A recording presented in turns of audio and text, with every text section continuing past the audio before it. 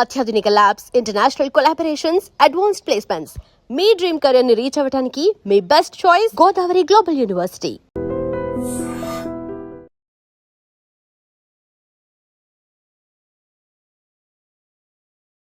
Recent టైమ్స్లో పేగు cancer అనేది కూడా బాగా వింటున్నాము.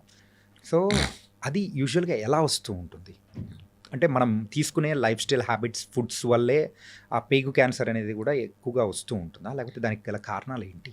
నేను రీసెంట్గా ప్యారిస్ వెళ్ళాను. ఓకే. ప్యారిస్ వెళ్తే అక్కడ ఫుడ్ చూస్తుంటే నాకు అదొక రకమైన విరక్తి కలిగింది. ఉదయం లేవగానే అక్కడికి వెళ్తే హోటల్లో బుఫే పెడతారు. ఓకే. ఏముందంటే బ్రెడ్, జాము, లేదంటే ఆ సాసేజెస్లు, beef, pork, that is there. ఇంకేం లేదు వాళ్ళకి తినడానికి. They don't have anything. ఇప్పుడు మన ఇండియాలో 5 స్టార్ హోటల్కి వెళ్ళండి, ఇడ్లీ ఉంటుంది, దోశ ఉంటుంది, వడ ఉంటుంది, ఉప్మా ఉంటుంది, ఒక 100 రకాలు ఉంటాయి. Yeah. So they are all our traditional. We have so much variety to eat. వాళ్ళకి అంత వెరైటీ కనపడట్లేదు ఎక్కడ. ఓకే. తింటే మొత్తం స్టీక్, డైరెక్ట్ మా రెడ్ మీట్ ఎక్కువ తింటారు. అండ్ ఇది ఇంత మీట్ తిని మనం 4 లెట్టూస్ ఆకులు తింటే హెల్దీ థింగ్ వచ్చేది కదా, రాదు. So we have a wonderful options. మన traditional options are very good, very time tested. That is మీరందరూ ఇప్పుడు మన దగ్గర ఈ మీడియా ద్వారా క్యాన్సర్లు అవి ఎక్కువ వింటున్నామని భయపడుతున్నారు. కానీ మీరు నోట్ చేసుకోండి, టెక్స్ట్ బుక్ పేజ్ తీసి నోట్ చేసుకోండి కావాలంటే. Davidson text book of medicine అంటే ఇది ఆల్మోస్ట్ MBBS డాక్టర్స్కి భగవద్గీతతో సమానం. ఓకే. అలాంటి బుక్లో హ్యారిసన్ కానీ, డేవిడ్సన్ కానీ, CMDT అనే టెక్స్ట్ బుక్లో కోలన్ క్యాన్సర్ అనే చాప్టర్ ఓపెన్ చేయండి. ఓకే. ఓపెన్ చేస్తే what is the incidence in America అంటే, what is the incidence in India అంటే, ఇండియాలో కన్నా 30 రెట్లు అమెరికాలో క్యాన్సర్ ఎక్కువ. ఓకే. 30 రెట్లు కోలన్ క్యాన్సర్, పెద్ద పేగు క్యాన్సర్. 50 ఏళ్ళు దాటిన ప్రతి ఒక్కళ్ళు 5 ఏళ్ళకి ఒకసారి కానీ కొలనోస్కోపీ చేయాలి. ఓకే. కొలనోస్కోపీ అంటే ఆల్మోస్ట్ ఇంత పెద్ద పైప్ని మోషన్ ద్వారా నుంచి కంప్లీట్గా వెళ్ళి పెద్ద పేగంతా స్టడీ చేస్తారు ఎక్కడన్నా క్యాన్సర్ వస్తుందా అని. Okay. Okay. That is a rule. మీరు అది చేయలేదనుకోండి, యువర్ ఇన్సూరెన్స్ ప్రకారం నువ్వు అది చేయించుకోలేదు, రేపు నీకు క్యాన్సర్ వస్తే నీకు ఇన్సూరెన్స్ కూడా కవర్ అవ్వదు. ఓకే. ఇండియాలో ఆ రూల్ లేదు. ఎందుకని? మీరు ఏ టెక్స్ట్ బుక్ అన్నా చదవండి. కోలన్ క్యాన్సర్ అంటే 5 ఏళ్ళకి 10 ఏళ్ళకి ఒకసారి కొలనోస్కోపీ చేసి స్క్రీనింగ్ చేయాలి. ఇండియాలో అది లేదు. ఎందుకు?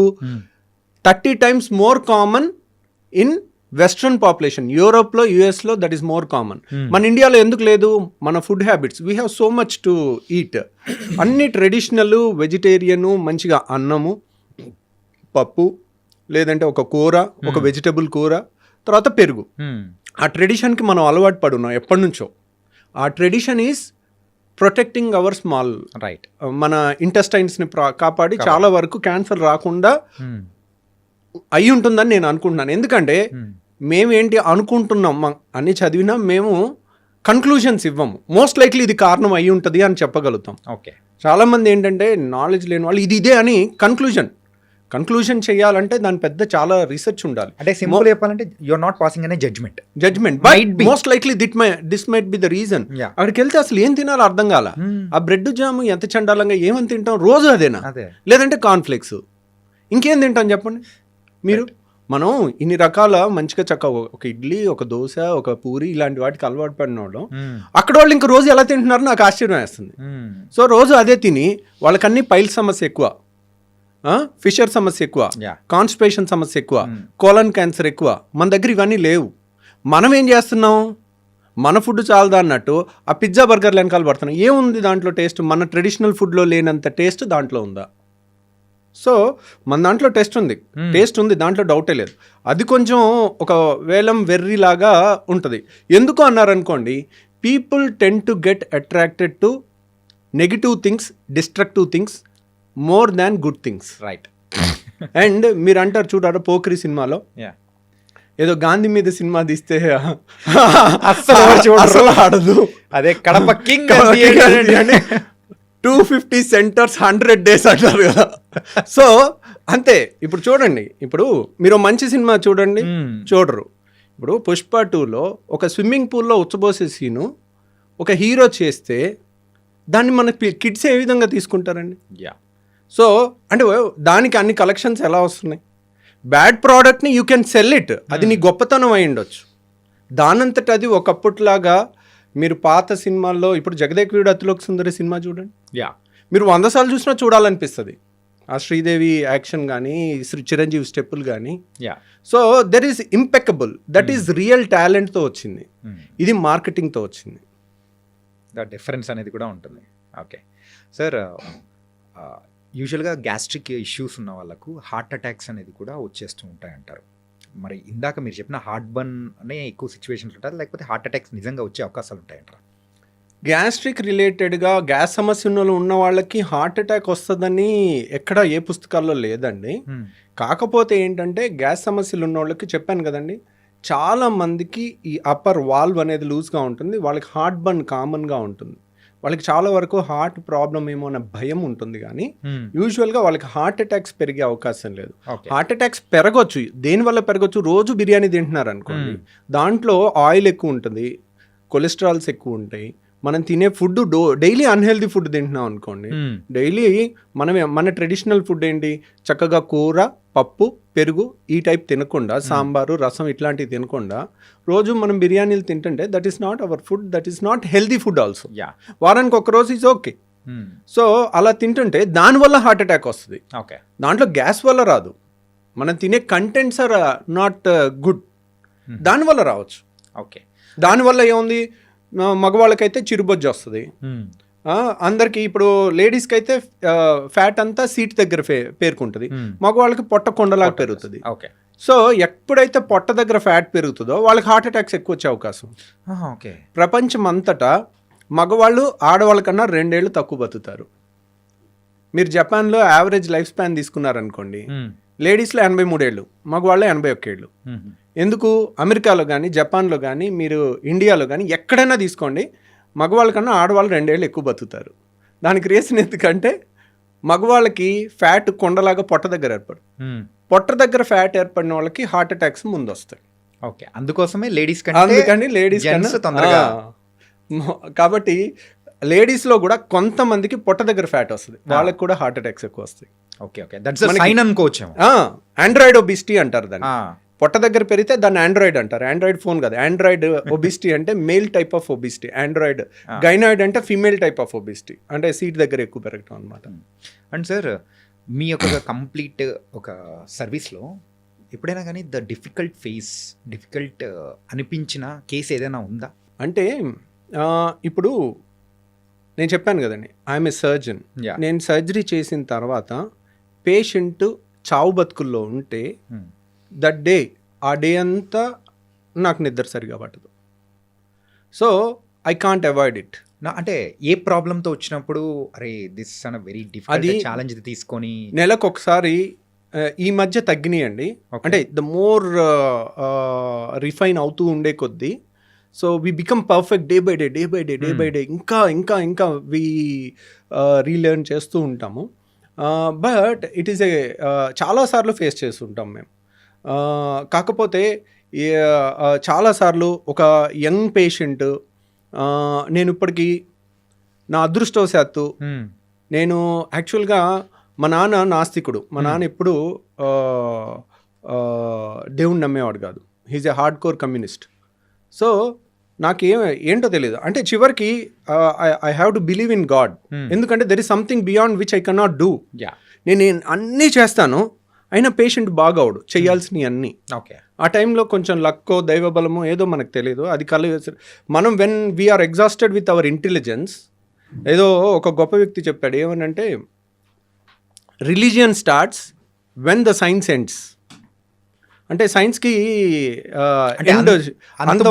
అయిపోయిన తర్వాత ఏం అర్థం కానప్పుడు అప్పుడు రిలీజియన్ స్టార్ట్ అవుతుందని, అప్పుడు దేవుణ్ణి మనం. సో ఆ దాంట్లో ఒక్కోసారి నేను ఒక యంగ్స్టర్ 19 ఏళ్ల కుర్రోడికి నేను ఒకసారి బేరియాట్రిక్ ఆపరేషన్ చేశాను. ఓకే, పాపం తనకి చాలా మేజర్ కాంప్లికేషన్ వచ్చి బాడీ అంతా, అంటే 1000 మందిలో ఒకళ్ళకి వచ్చే కాంప్లికేషన్ అది వచ్చేది. ఓకే, ఇది 10 ఏళ్ల కింద జరిగింది. మంగళగిరి కుర్రోడు అబ్బాయి శ్రీనివాస్ అని. సో తనకి ఆల్మోస్ట్ చావు బతుకుల దాకా వెళ్ళాడు. ఒక నెల రోజు హాస్పిటల్లో ఉన్నాడు. 2 సర్జరీస్ మళ్ళీ చేస్తా ఉంటే ఒక మూమెంట్లో అరే ఇంత చేసాం అయినా కానీ ఇంప్రూవ్ అవ్వట్లేదు. పాపం వీడు బతికితే బాగుండు, 19 ఏళ్ల కుర్రోడు చచ్చిపోబోతున్నాడు, చివరిగా స్వర్గం అంచుల దాకా వెళ్ళిపోతున్నాడు, ఇంకా బతకడేమో అని అనుకుని సరే వీడు బతికితే నేను మంగళగిరి లక్ష్మీనరసింహ గుడిలో 108 రౌండ్లు వేస్తానని మొక్కున్నా. ఏమైందో తెలీదు, వాడు బతికిపోయాడు. ఓకే. సో అన్నిసార్లు అలా జరగలే. నేను ఇప్పటి వరకు నా అదృష్టవశాత్తు నా కోసం, నా ఫ్యామిలీ కోసం ఏ రోజు కూడా నేను దేవుడి చుట్టూ రౌండ్లు వేయాల్సి రాలా. సో కానీ నేను ఇప్పటికీ ఒక 8 సార్లు పేషెంట్ల కోసం చేశాను. ఓకే. సో ఎందుకంటే వెన్ సైన్స్ ఎండ్స్, బుక్లో ఉన్న ప్రకారం అన్ని పర్ఫెక్ట్గా చేసినా కానీ కొంత లక్ అనేది మనకు రావాలి. ఆ పేషెంట్కి ఉండాలి, మనకి ఉండాలి. సో అలా ఇంకో పేషెంట్ ఇంత పెద్ద గర్భసంచిలో గడ్డ, పెళ్లిగాని అమ్మాయి, ఇంత పెద్ద గర్భసంచి గడ్డ, ఓకే, ఇక్కడ వరకు ఉంది. పెళ్లిగాని అమ్మాయికి ఇంతవరకు. ఒకసారి బయట ఆపరేషన్ చేసి పొట్ట కోసి ఓపెన్ చేశారు, చేసి దాన్ని తీయలేకపోయారు, మళ్ళీ క్లోజ్ చేశారు. ఓకే. చేసి మళ్ళీ రెండోసారి మా దగ్గరికి వచ్చింది. వస్తుంటే ఒకసారి ఒక డాక్టర్ ఓపెన్ చేసి క్లోజ్ చేశారంటే ఇట్స్ వెరీ డిఫికల్ట్ కేస్ అని. నేను పెళ్లిగాని అమ్మాయి, నేను సరే దాంట్లో ఫైబ్రాయిడ్ గడ్డలు ఇంత ఉన్నాయి, అవి ఒక్కటి తీసేస్తానమ్మా అని చెప్పాను. కానీ గర్భసంచి కూడా తీసేయాల్సి రావచ్చు, కానీ పెళ్లిగాని అమ్మాయి గర్భసంచి తీసేస్తే ఇంకేముంది, పిల్లలు పుట్టరు. సో నేను సరే ట్రై చేస్తాను కానీ గ్యారంటీ ఇవ్వలేనని చెప్పాను. సరే ఓకే చెప్పారు, ఓపెన్ చేశాము. ఇట్ వాజ్ ఒక సర్జన్ ఓపెన్ చేసి క్లోజ్ చేశాడంటే మనం అర్థం చేసుకోవచ్చు, లోపలికి వెళ్తే ఎంత పంపుల్లాగా ఉన్నాయి అన్ని రక్తనాళాలు, ఎక్కడ ముట్టుకుంటే అక్కడ బ్లీడింగ్, పంపులు కొట్టినట్టు కొడతా ఉంది. ఒక టైంలో 25 ఏళ్ళ అమ్మాయి, 26 ఏళ్ళ అమ్మాయి మన కళ్ళ ముందు బ్లీడ్ అయి చచ్చిపోతూ ఉండి హెల్ప్లెస్గా ఉంటే అసలు ఎక్కడ ముట్టుకుంటే అక్కడ బ్లీడింగ్ అయిపోతూ ఉంది, నా అర్థం కాని పరిస్థితి. సో ఆ టైంలోనే పేషెంట్ బీపీ ఎక్కువ ఉంది, ఇంకెలాగా చచ్చిపోద్ది అని అనిపించింది. అంతా ప్రెషర్ పెట్టేసి మాప్స్ పెట్టి ప్రెషర్ పెట్టి ఆపుతా ఉన్నాం. ఆపి కొంతసేపు ప్రశాంతంగా ఉండి ఈ అమ్మాయి బతికితే చాలరా అని అప్పుడు కూడా అనుకున్నాను. ఎందుకంటే 25 ఏళ్ల పేషెంట్ టేబుల్ మీద చచ్చిపోతే దాన్ని తీసుకునే అంత గట్స్ ఎంత గొప్ప సర్జన్కైనా ఉండదు. రైట్. సో వాళ్ళు అన్నీ ఒప్పుకున్నప్పటికీ కూడా వాళ్ళు ఒప్పుకుంటారు, అమ్మా ఇది కష్టమైన ఆపరేషన్ అని మనం చెప్తాం, అయినా కానీ దాన్ని డైజెస్ట్ చేసుకోలేము. రైట్. వాళ్ళు ఏంటి ఆ 90%లోనే ఉంటామేమో అన్న ఆశతో వస్తారు, నమ్మకంతో వస్తారు.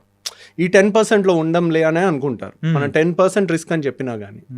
సో ఆ పేషెంట్ లక్కీగా కొంతసేపు ప్రశాంతంగా ఉండి బీపీ కొంచెం ఎక్కువ ఉన్న దాన్ని డౌన్ చేసిన తర్వాత రక్తస్రావం కూడా కొంచెం తగ్గుద్ది. ఓకే. అప్పుడు ఎలాగో ఒకలాగా ఆ గడ్డ అంతా తీలేమేమో, అలా వదిలేసి రావాలేమో, ఆ బ్లీడింగ్ ఆగదేమో, ఎన్నో క్వశ్చన్స్ ఉన్నాయి. తర్వాత మళ్ళీ అందరం కలిసి దాన్ని తీసేసి సక్సెస్ఫుల్గా గర్భసంచి మొత్తం తీసేయాల్సి వచ్చింది, కానీ పేషెంట్ సేవ్ అయింది. ఓకే. సో అట్లా అంటే మీరు యూజువల్గా ఆ సైజ్ చెప్తూ ఉంటేనే ఇంత సైజ్, అది కూడా కడుపులో, దాని వీడియో కూడా ఉందండి నా దగ్గర. మై గాడ్, ఆ వీడియో కూడా ఉంది, మనం కావాలంటే అది చూపించవచ్చు. వద్దు సార్ ప్లీజ్. అంటే యాజ్ ఎ సర్జన్గా అండ్ మీకైతే ఆ గట్స్ ఉన్నాయేమో, కానీ యాజ్ ఎ నార్మల్ పర్సన్స్ లాగా we can't take it also. కొన్ని ఈవెన్ నార్మల్ పీపుల్ కూడా ఆ సర్జరీస్ చూడాలన్నా కానీ బ్లడ్ చూస్తేనే పడిపోతుంటారు సార్. ఇంకా సర్జరీస్లో మీరు చూపించారంటే లిటరలీ అంతే, నేను కూడా అయిపోతున్నామో సార్. అంటే అన్నిసార్లు అలా ఉండదండి.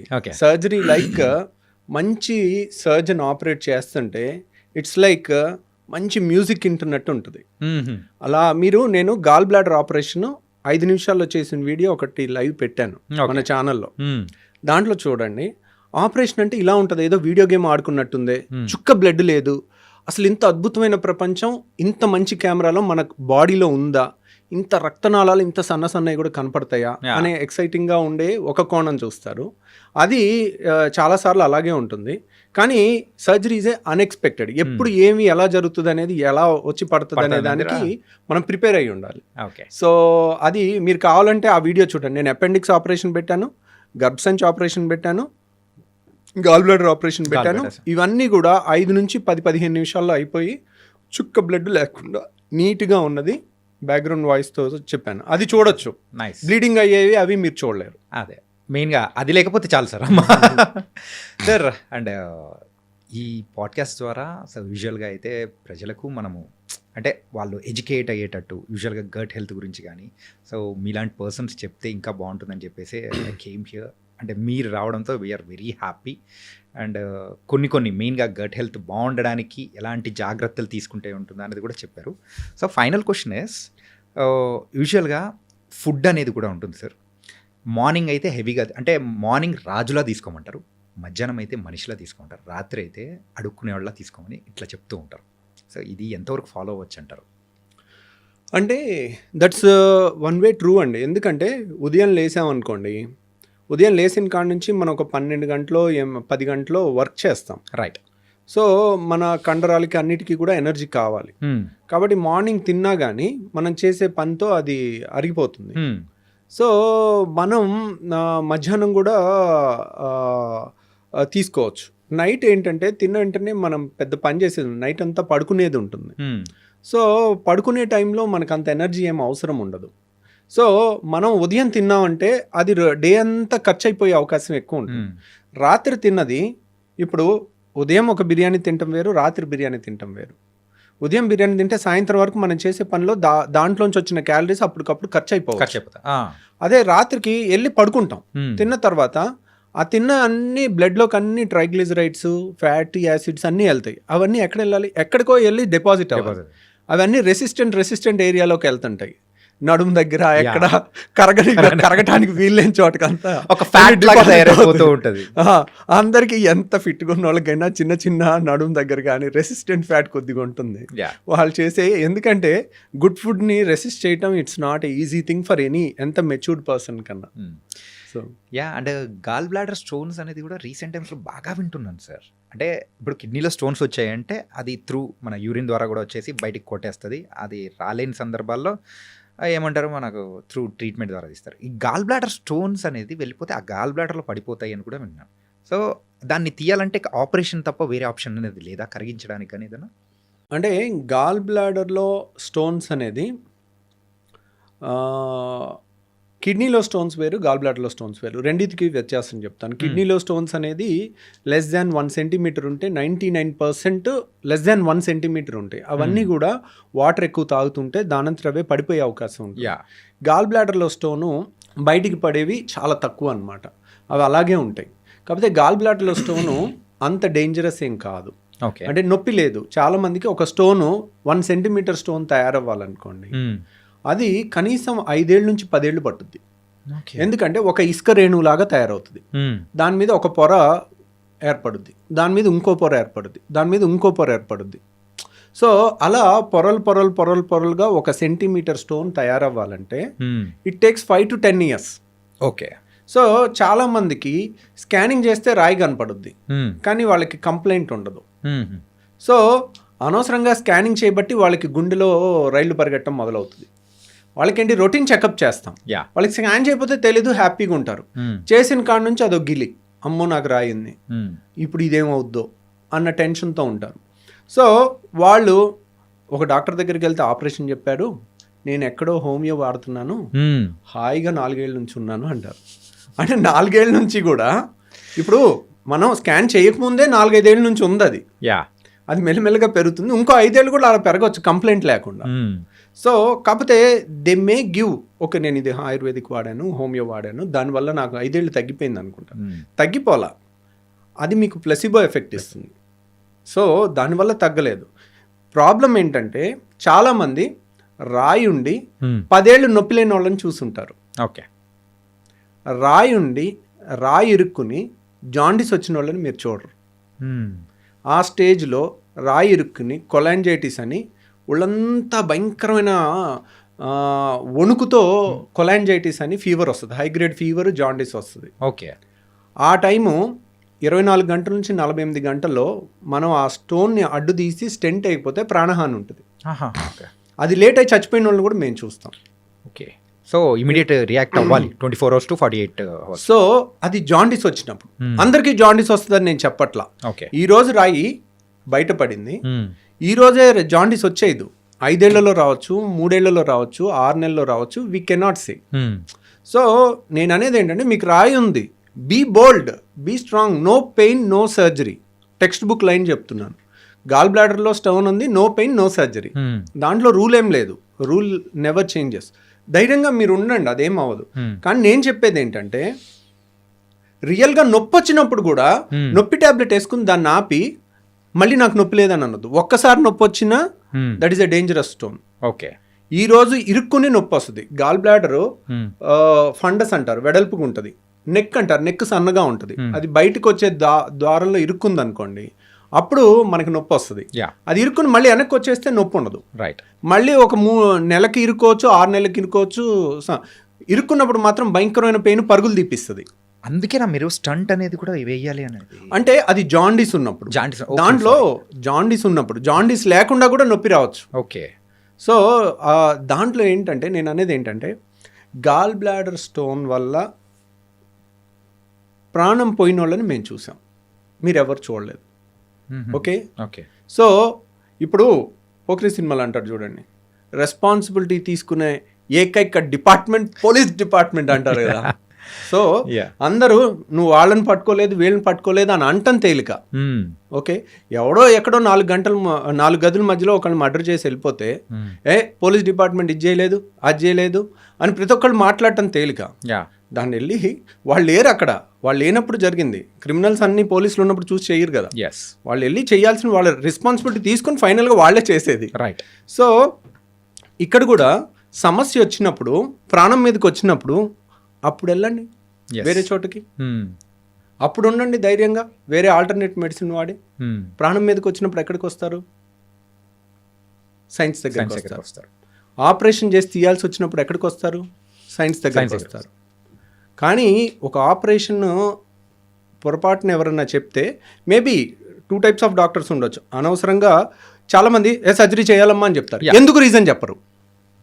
ఎందుకు రీజన్ చెప్తే పేషెంట్ ఓహో ఇది కదండి చేస్తాను. చాలామంది కొంతమంది డాక్టర్లు ఏంటంటే ఈరోజు రాయి ఉంది, ఈరోజు చెప్పేయాలి, వీళ్ళు చెప్పకపోతే ఇంకో చోటుకి వెళ్ళి ఇంకో దగ్గర చేయించేసుకుంటారేమో, మళ్ళీ మన దగ్గరికి రారేమో అన్న ఇన్సెక్యూరిటీ ఉంటుంది. అది ఉండకూడదు. దానివల్ల లేని భయాన్ని ఇచ్చి చెప్పేసేసరికి వాళ్ళు ఇంకా నెగిటివ్ అయిపోతారు. రైట్. అనవసరంగా చేసేస్తున్నారు. ఆ డాక్టర్ చెప్పాడు, నేను భయంతో వచ్చేసాను డాక్టర్ గారు, 4 ఏళ్ళు అయింది నాకు నొప్పి లేదంటారు. So no pain no surgery. మనం టెక్స్ట్ బుక్ లో ఉన్న రూల్ చెప్పాలి. At the same time jaundice ఉంటే లైఫ్ రిస్క్ ఉంటుంది, వెంటనే రావాలి. నొప్పి ఉంటే లైఫ్ రిస్క్ ఉంటుంది, వెంటనే రావాలి. సో ఆ క్లాస్ కూడా తెలుసుకున్నారనుకోండి, ఓహో నొప్పి ఉంటే నేను రావాలి. అండ్ ఇంకో బ్యూటిఫుల్ థింగ్ ఏంటంటే గాల్ బ్లాడర్లో చాలా మందికి తెలియంది ఫ్యాటీ డిస్పెప్సియా అంటారు. వాడు మా ఫ్రెండ్ ఉండేవాడు, నా రూమ్మేట్. 6 ఏళ్ళు MBBS, ఒకే రూము అలా ఉండేవాళ్ళం. వాడు మొన్న మా ఫ్రెండ్స్ US నుంచి వస్తే అందరం కలిసి వాళ్ళు బిర్యానీ తిన్నారు హైదరాబాద్లో. ఓకే. తింటుంటే వీడు ఏంటోరా బిర్యానీ తినలేకపోయాడు ఈరోజు, బిర్యానీ తినాలంటే ఇబ్బంది పడుతున్నాడు అని మిగిలిన ఫ్రెండ్స్ నాకు చెప్పారు. సో అప్పుడు అలగలే మాకు. తర్వాత 3 నెలల తర్వాత ఎప్పుడు ఆయిల్ ఫుడ్ తిన్న ప్రతిసారి కడుపులో ఇబ్బంది అవుతుంది వాళ్ళకి. దాన్ని ఫ్యాటీ డిస్పెప్సియా అంటారు. ఫ్యాటీ ఫుడ్ తీసుకుంటే వాళ్ళకి గాల్ బ్లాడర్ మూసుకుంటే ఆ స్టోన్ వచ్చి నెక్లో ఇరుక్కుని నొప్పి వస్తుంది. ఆయిలీ ఫుడ్ తినలేరు వాళ్ళు. గాల్ బ్లాడర్లో స్టోన్స్ ఉన్న వాళ్ళకి బెస్ట్ టెస్ట్ ఏంటి, ఆపరేషన్ చెయ్యాలా వద్దా స్కానింగ్ కాదు, బెస్ట్ టెస్ట్ వారానికి 1 రోజు మంచిగా దట్టంగా నూనె ఉన్న ఫుడ్ 2 ముద్దలు తినండి చాలు. వాళ్ళకి కడుపులో ఏదో ఇబ్బంది అనిపిస్తుంది.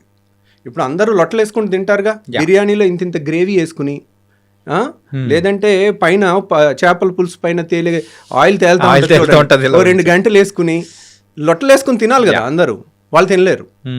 వాళ్ళు నేను గాల్ బ్లాడర్ స్టోన్ వాళ్ళకి ఒక్క టెస్ట్ చేసుకోండి, మీరు కనుక ఇది పాస్ అయితే మీకు ఆపరేషన్ అవసరం లేదు. ఓకే. మీరు ఇది ఫెయిల్ అయితే వెంటనే రావాలి. అప్పుడు కూడా అమ్మో నా గాల్ బ్లాడర్ నేను పారిపోతా అనొద్దు. మనం బోల్డ్గా ఉండాలి. ఆపరేషన్ అవసరం లేకుండా చేయటం ఎంత తప్పో, బాగా అవసరం ఉన్నప్పుడు చేయించుకోవటం కూడా ఇంకా డేంజరస్. ఓకే. సో నేనేంటి సింపుల్గా టెక్స్ట్ బుక్లో లైన్ చెప్పేస్తున్నాను. ఫ్యాటీ డిస్పెప్సియా ఉంటే ఈరోజు టైం బాంబ్ లాంటిది, ఈరోజు మీకు నొప్పి ఉండకపోవచ్చు, వచ్చి తగ్గిపో ఉండొచ్చు. లేదంటే ఆయిల్ ఫుడ్ తింటేనే నాకు వస్తుంది డాక్టర్ గారు, నేను డైట్తో తెలివిగా తప్పించేసుకుంటున్నాను సంవత్సరం నుంచి. అది తెలివితో తప్పించుకోవడం గొప్ప విషయం కాదు. అదేంటి, అది ఇండికేషన్, అది వార్నింగ్ ఇస్తుంది. అప్పుడు మనం వార్నింగ్ ఇచ్చిన తెలివైన వాళ్ళు ఏంటి, వార్నింగ్ పట్టుకోవాలి. ఎందుకు మీరు ఆ తెలివైన వాళ్ళు ఇప్పుడు వాళ్ళకి హాలిడేస్ ఉండొచ్చు, దసరా హాలిడేస్, సంక్రాంతి హాలిడేస్, లేదా వీకెండ్ హాలిడేనో 1 డే 5 నిమిషాలు ఆపరేషన్. ఎర్లీ స్టేజ్లో వస్తే 5 నిమిషాలు అయిపోద్ది. ఓకే. అదే బాగా నొప్పి వచ్చి మందులు వాడి మళ్ళీ తగ్గించుకుని ఒక 6 నెలలు సంవత్సరం పోస్ట్పోన్ చేయొచ్చు. ఏ గాల్ బ్లాడర్ స్టోన్స్ నన్ను మనం పోస్ట్పోన్ చేయొచ్చు సర్జరీని. నొప్పి వచ్చిన తర్వాత కూడా చేయొచ్చు. But that's not. ఎందుకు అలా పోస్ట్పోన్ చేసి నొప్పి వచ్చినప్పుడల్లా నొప్పి మెడిసిన్ ఇచ్చి యాంటీబయాటిక్స్ ఇచ్చి దాన్ని తగ్గించి సంవత్సరం తర్వాత ఆపరేషన్ చేసేటప్పుడు నేను కావాలంటే ఆ వీడియో చూపిస్తాను. 5 నిమిషాల్లో అయిపోయిన ఆపరేషను, గంటన్నర పట్టే ఆపరేషను. సో ఎక్కడికక్కడ ముద్దలాగా అయిపోయి ఇప్పుడు మీకు ఇక్కడ ఒక కత్తితో కట్ చేసి కుట్టేయటం చాలా తేలిక, fine cut, clear cut edges కనపడతాయి. అదే బైక్ మీద నుంచి కింద పడిపోయి మొహానికి ఏదన్నా రాయో ఏదో గుద్దుకుని మొహం ఇంత ఉబ్బిపోయి కళ్ళు కూడా కనపడవు, కళ్ళు ఓపెన్ అవ్వవు, ఈ అన్నీ ఉబ్బిపోయి ఉంటుంది. అలా దెబ్బ తగిలినప్పుడు కానీ చీమ్ పట్టినప్పుడు కానీ చీమగడ్డ ఉబ్బుద్దా, ఎర్రగా అయిపోద్దా, అలా ఉంటుంది గాల్ బ్లాడర్. అలాంటి దానికి ఆపరేషన్ చేయాలంటే మీకు ఈ ఫైన్ కట్కి చేసిన దానికి ఉబ్బిపోయి మొత్తం ట్రామా అయ్యి మొత్తం వంకాయ బజ్జీ లాగా అయిపోయిన దాని మీద ఆపరేషన్ చేయడానికి చాలా తేడా ఉంటుంది. Got it. సో వాళ్ళు అది చూడరు, మేము చేస్తుంటాం, చేసేటప్పుడు తిట్టుకుంటూ ఉంటాం. వీళ్ళు ఏంటి ఇంత ఎన్నిసార్లు చెప్పినా ముందు వచ్చే హాయిగా ఉండేది కదా, వాళ్ళకే రిస్క్ కదా. ఇప్పుడు యంగ్స్టర్స్ మీ ఏజ్ వాళ్ళు అనుకోండి, నేను 2 గంటలు చేసినా తట్టుకుంటారు. అదే 60 ఏళ్ళ వాళ్ళకి హార్ట్ ప్రాబ్లమ్స్ అన్నీ వచ్చే వయసు, మీ వయసుకి మీకు రిజర్వ్ కెపాసిటీస్ ఎక్కువ ఉంటాయి. అదే 60 ఏళ్ల వయసు వాళ్ళు 2 గంటలు ఆపరేషన్ చేసేటప్పుడు ఏదైనా హార్ట్ బీట్ అప్ డౌన్ అయ్యి ప్రాణాలకి రిస్క్ ఉంటుంది. అంత రిస్క్ ఏముంది, 5 నిమిషాలు దానికి భయపడితే. మీరు కావాలంటే భయపడేది ఉంటే నాది 5 నిమిషాలు వీడియో చూడండి, లైవ్ వీడియో 5 నిమిషాల్లో నేను ఫినిష్ చేసేసింది. సో 5 నిమిషాలు అయిపోయి 3 గంటల్లో లేచి నడిచి మరుసటి రోజు వెళ్ళిపోతే వై నాట్? అంతే కదా. సో అర్లీగా మనం చేసుకుంటే కూల్ అయిపోతుంది అన్నమాట. ఇంకొక పైత్యం ఉంది. ఇప్పుడు మొన్న ఒక కప్పులు లండన్ నుంచి వచ్చి చైనా వెళ్ళి గాల్ బ్లాడర్లో స్టోన్కి ప్రపంచం మొత్తం గాల్ బ్లాడర్ తీసేస్తున్నారు. నేను చైనా వెళ్ళి ఎక్కడ లేని టెక్నాలజీ రాయి ఒక్కటి తీయించుకొచ్చాను, గాల్ బ్లాడర్ తీయించుకురాలేదు. దాన్ని లైవ్ ఇవో లోపలికి వెళ్తున్నాం, లోపలికి వెళ్ళేటప్పుడు ఫీలింగ్స్, బయటకు వస్తున్నాం ఆ టైంలో ఫీలింగ్స్, దానికి మిలియన్స్ ఆఫ్ వ్యూస్. సార్ అదేమన్నా హోమ్ టూరా సార్? సో ఆపరేషన్ కానీ యునో ఆ ఒక్క వీడియో చూసి వచ్చి మమ్మల్ని ఏం డాక్టర్ గారు ఈ టెక్నాలజీ మీకు రాలేదా? సో ఫస్ట్ ఆఫ్ ఆల్ మనం చేస్తుందే తప్పు. ఓకే. సో ఇప్పుడు అది రాలేదు, అది కదండి గాల్ బ్లాడర్ తీసిన వాళ్ళు గాల్ బ్లాడర్లో స్టోన్ తీయలేరా? సో గాల్ బ్లాడర్లో స్టోన్ తీయటం అది పెద్ద గొప్ప విషయం కాదు, కానీ that is not right thing to do it. ఏ టెక్స్ట్ బుక్లో గాల్ బ్లాడర్లో స్టోన్ తీయమని లేదు. సో కాబట్టి నేను అలాంటివి సరే తీసాము అని అనుకోండి, రేపొద్దున్న ఈరోజు ఒక స్టోన్ తీసాం, గాల్ బ్లాడర్లో స్టోన్ వచ్చిందంటే ఏంటి, దానికి స్టోన్ వచ్చే తత్వం ఉన్నట్టు. ఇప్పుడు ఒక ఆపరేషన్ చేసి తీస్తాం, 5 ఏళ్ళు ఆగి మళ్ళీ స్టోన్ వస్తుంది, మళ్ళీ ఆపరేషన్ చేయించుకున్న అదే రిస్క్గా. యాక్చువల్గా ఆపరేషన్లో రిస్క్ గాల్ బ్లాడర్లో లేదు, గాల్ బ్లాడర్ తీసే దాంట్లో లేదు, అది 5 నిమిషాల ఆపరేషన్. రిస్క్ ఎక్కడుంది? మత్తు, వీటన్నిటిలో కూడా రిస్క్ అనేది కూడా ఉంది, రిస్క్ ఉంటుంది. సో ప్రతిసారి ఆపరేషన్ చేయించుకోవటం అనేది it's not a good thing. కానీ ఇప్పుడే చెప్తున్నా, సైన్స్ ప్రకారం ఒక 100 ఏళ్ల రీసెర్చ్కి ఎగెన్స్ట్కి వెళ్ళాలని అనుకోవటం అన్నిసార్లు ఉత్తమం కాదు. దాంట్లో ఒకసారి నువ్వు బయటపడవచ్చు. 1 వేలో ఎదురెళ్ళకూడదు అన్నారు, ట్రాఫిక్ లేదు, నేను 1 వేలో ఎదురెళ్ళాను, 60 స్పీడ్తో వెళ్ళొచ్చాను, నేను గొప్ప ఉన్నాను అనుకోవటం కాదు. That is wrong thing. మీకు కావాలనుకోండి, మీకు ఆ రాయి ఒక్కటే తీయాలనుకుంటే అది నేను తీసి పెడతాను, కానీ నేను చెప్పటం నా duty. This is not the right thing అండి అని. సో ఇన్స్పైట్ ఆఫ్ దట్ వాళ్ళు అడిగారు అనుకోండి, సో ఓకే చేసి పెడదాం, ఏముంది దాంట్లో. ఇప్పుడు కానీ మళ్ళీ వచ్చే అవకాశాలు అనేది కూడా మళ్ళీ వచ్చే అవకాశం ఉంటుంది, రిస్క్ కూడా ఎక్కువ ఉంటుంది. ఎందుకంటే గాల్ బ్లాడర్ గోడ అనేది పేపర్ కన్నా పలుచుకుంటుంది. ఓకే. సో గాల్ బ్లాడర్లో స్టోన్ వస్తే గాల్ బ్లాడర్ మొత్తం తీసేస్తాం, అది స్టాండర్డ్ టెక్స్ట్ బుక్ ట్రీట్మెంట్. కిడ్నీలో స్టోన్ వస్తే కిడ్నీ తీసేస్తారు ఎవరు? తీయరు కదా. మరి కిడ్నీ ఎందుకు తీయట్లేదు ఏ డాక్టరు? స్టోన్ ఒకటి, కిడ్నీ ముఖ్యమైన అవయవం కాబట్టి. సో 600 అయినా రాయ తీస్తాం. సో గాల్ బ్లాడర్ వాలే పల్చగా ఉంటుంది పేపర్ అంతా, దాన్ని కట్ చేసి దాన్ని కుట్టిన తర్వాత ఒక్కోసారి అక్కడ నుంచి పసర్ లీక్ అయింది అనుకోండి, సెప్టిక్ అయి ప్రాణహాని కూడా ఉంటుంది. సో అది రాకుండా కూడా జాగ్రత్త తీసుకుని చెయ్యొచ్చు. కానీ గాల్ బ్లాడర్ ఆపరేషన్ ఉదయం చేస్తే సాయంత్రం ఇంటికి పంపించేస్తాం. అలా చేసిన వాళ్ళకి ఒక ట్యూబ్ పెట్టాలి. సో వాళ్ళకి ఇంకా కంబర్సం ఉంటుంది, అది వాళ్ళకి తెలియదు కదా. కాకపోతే వాళ్ళకేంటి, వాళ్ళకి ఒకే ఎమోషన్, నా అవయవం తీయలేదు అనే ఎమోషన్ ఉంటుంది. కానీ అది అన్నిసార్లు అదేం పెద్ద ఇంపార్టెంట్గా అవయవం కాదు.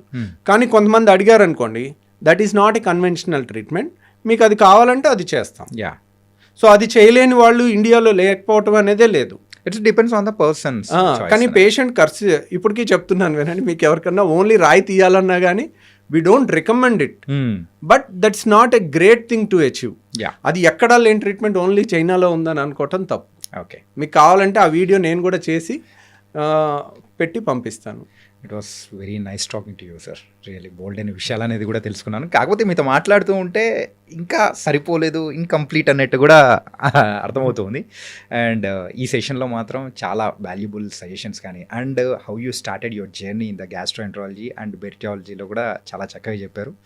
Really thank you so much for coming here and మీ టైం అనేది కూడా ఇచ్చినందుకు. Thank you very much. And for more videos, Please subscribe to iDream. Please subscribe to iDream. Please subscribe iDream. And please subscribe to iDream.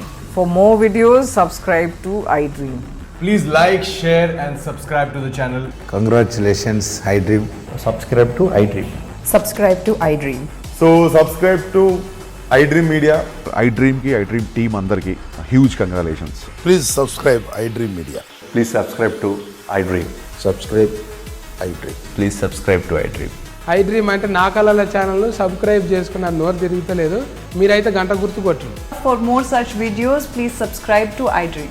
Subscribe to iDream. Please subscribe to iDream. Please subscribe iDream Media. Please do subscribe to iDream. Please subscribe to iDream Media. For best entertainment and information, please subscribe iDream. And don't forget to subscribe to iDream.